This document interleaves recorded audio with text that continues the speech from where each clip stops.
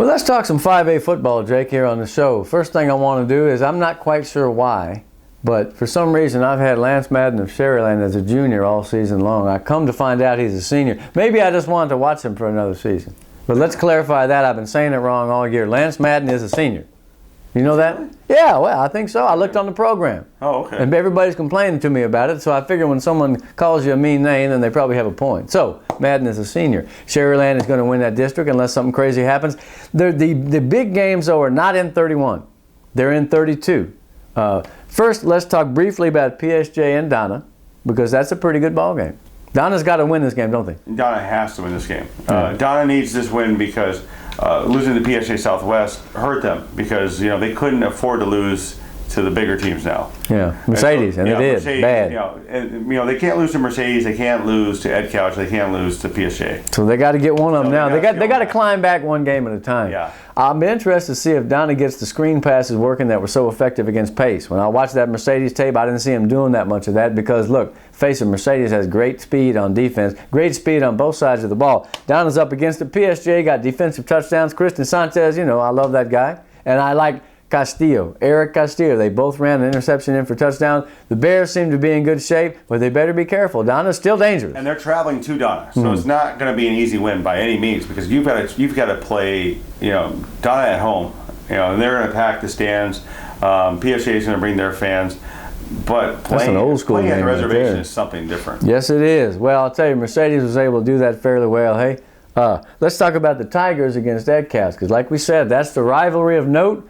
I've been to many of those games, and there's nothing like it, man. It's going to be fantastic. I don't know if there's been a bigger matchup between Ed Couch and Mercedes since Albert Chavez was at Mercedes. Albert Chavez, 15, the gunslinger. Yeah. Boy, what a player he was. You had a great story back then on Albert. I like that kid. Yeah, well, big, tall, good-looking kid. Now have a gunslinger in Renee. Yes, they do. And, I think for the longest time we were reluctant to kind of put him in the mix as far as one of the better quarterbacks.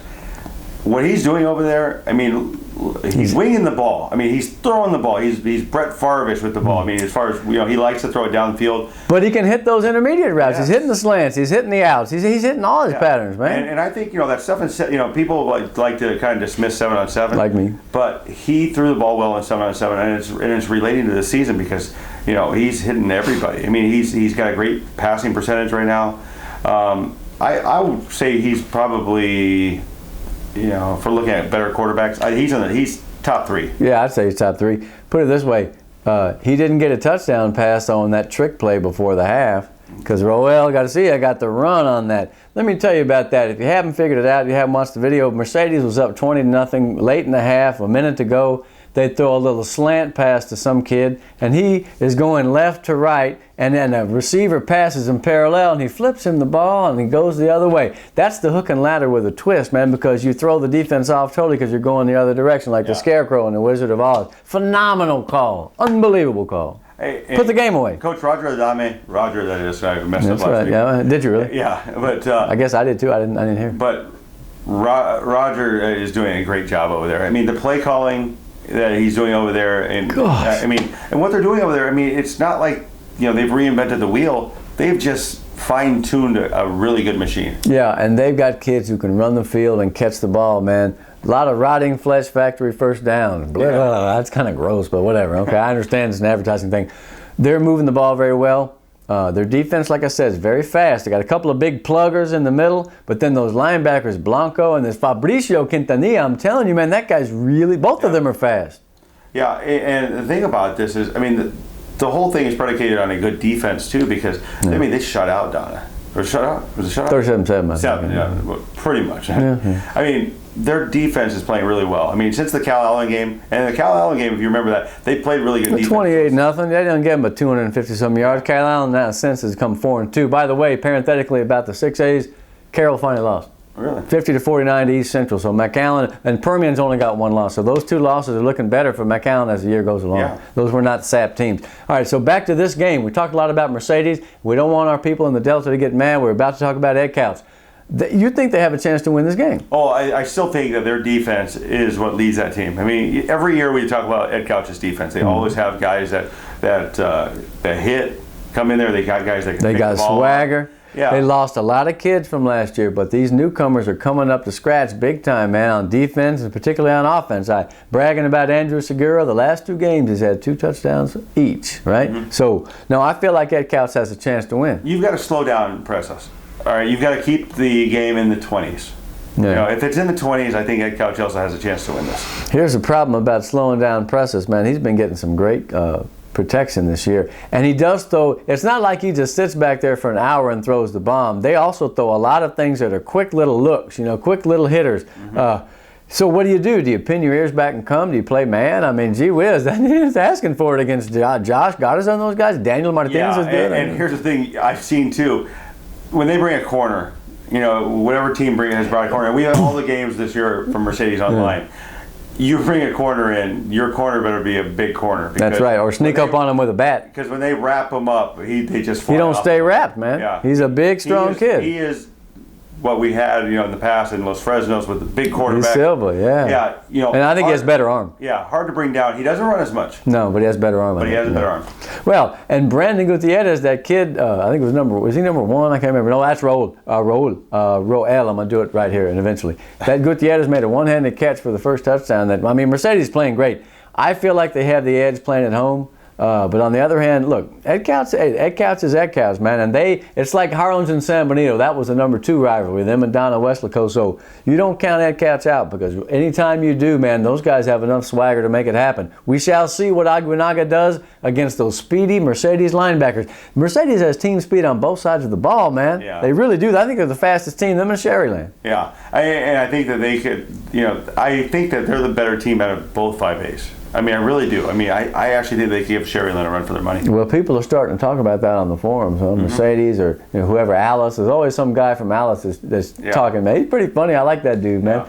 I've been checking out the forums a little bit. Some of it's garbage, but you know what? A lot of those guys love the game, man. They all seem to love football. I think it's kind of fun. You know? Yeah, I do too. We got to get them some jobs, but no, I'm playing. That's garbage, man. All right, so, and the other, I had to say that. I don't even really feel that. It was for the humor value.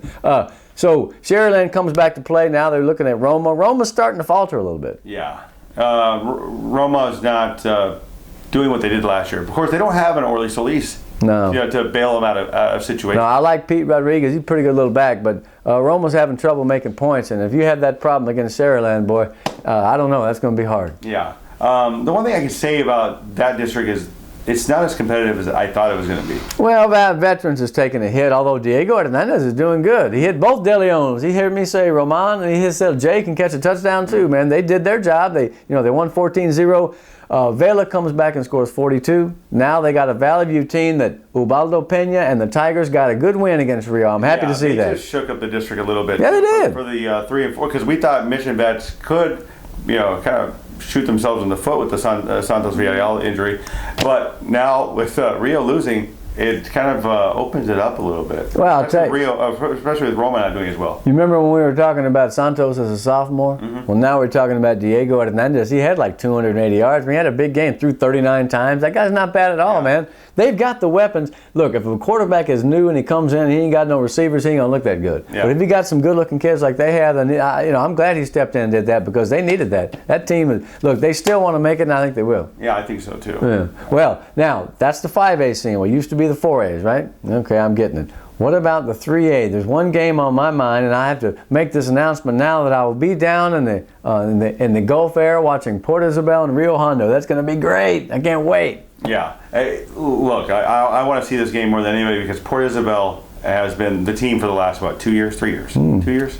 30? No. Yeah. But they're going against Rio Hondo. And, I remember when we first started, Rio Hondo was beating Alexander at home. Yeah. You were there. That was a crazy game ever. 50 to 37. And if you're new to, the 3As, which now 4As, Rio Hondo and Port Isabel, it's something special when they play. Slugging it out, man. I'll tell you this.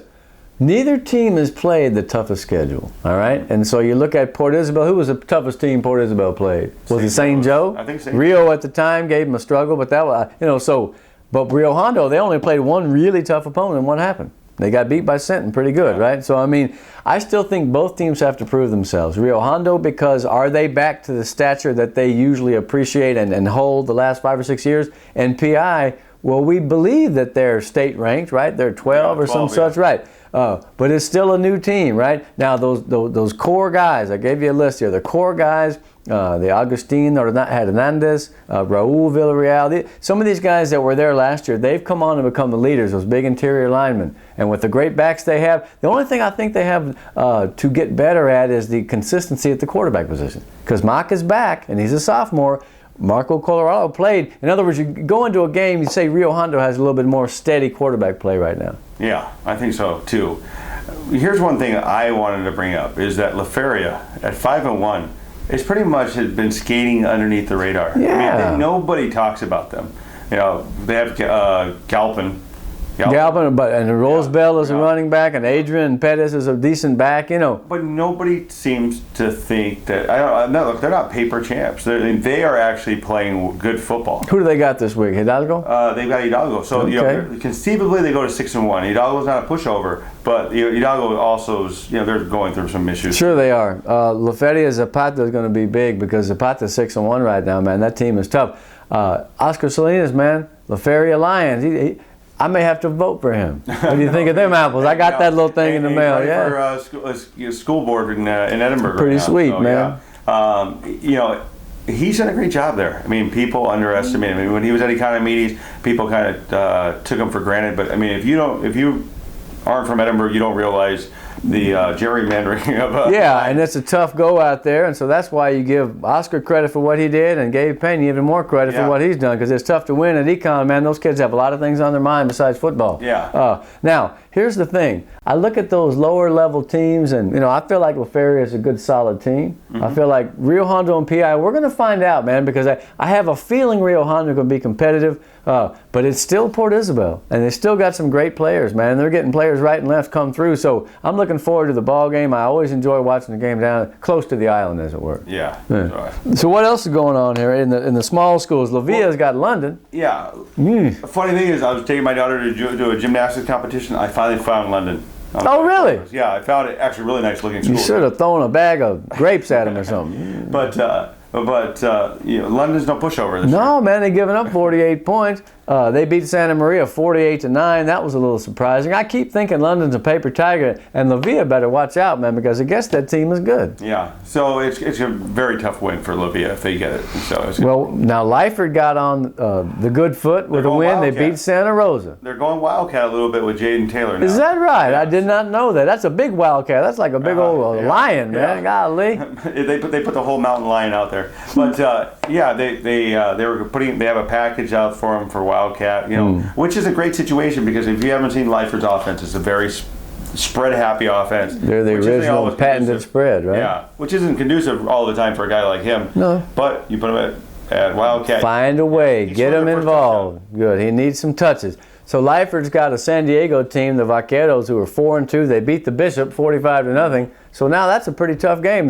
San Diego's got a good running game. We're going to say that Lyford defense will be tested, I believe. And San Diego's only lost to 2 teams, and those 2 teams are Hebronville, who's really they're good. And Refugio of ESPN. The greatest team in the history of the world, if you read the papers. Yeah, okay. So Santa Rosa got to come back. They play Falfurrias, not the greatest Jersey team that we've seen in recent years. I think Santa Rosa needs this win. I think they get it. Here's my prediction. I don't care about no foul, although my grandmother used to work at the creamery in Falfurrias. What do you think of them apples? I haven't told anyone about that ever because I hadn't thought about it. Okay, what? Now, anything else? Oh, the St. Joe team. Look, tell me that you read the story about the quarterback from San Antonio Christian. Mm-hmm. The dude who was like 6'5", 220. He had 354 yards and 5 touchdowns at the half. I mean, that's a college guy right there, man. So, they ran into a buzzsaw. Now they got St. Anthony, and they were 1-5. Yeah. So St. Joe needs to get back on it, because getting beat by a superior athlete like that, they must have been just staring at him like, where do we tackle him? Do we hit him? What do we do, That's ridiculous. It's not easy, too, when you have a freshman quarterback and he gets to see all that. He's got to try to match that intensity. Sure. He just can't. Well, he's gotten his awakenings. He's gotten his education here as a freshman. Man, I can't wait to see what Kai Money pulls off in the coming years. But this ain't over yet, man. They can win that district. They're going to have to beat Central Catholic and Holy Cross. Yeah. Well, good luck with that. But you know what? St. Joe, I've been feeling it for a couple of years now. I think maybe they have what it takes to compete and vie for a district title. If there's anything else that we've forgotten, there is oratory and Lasada this week. Who will win the battle of the newcomers, the new kids in town, like the Eagles used to say, right? I'm going to put money on it right now, $5, Lasara. You're taking Lasada. Okay, well, I'll go for oratory. I think I can speak well for oratory, and I predict that they might get a win. When we come back, we're going to look at the overtime session. We're going to talk about Lupe Moron. We're also going to bring back some names from the past. I forgot a couple of weeks ago, and I think you'll enjoy hearing about them. Go to the game.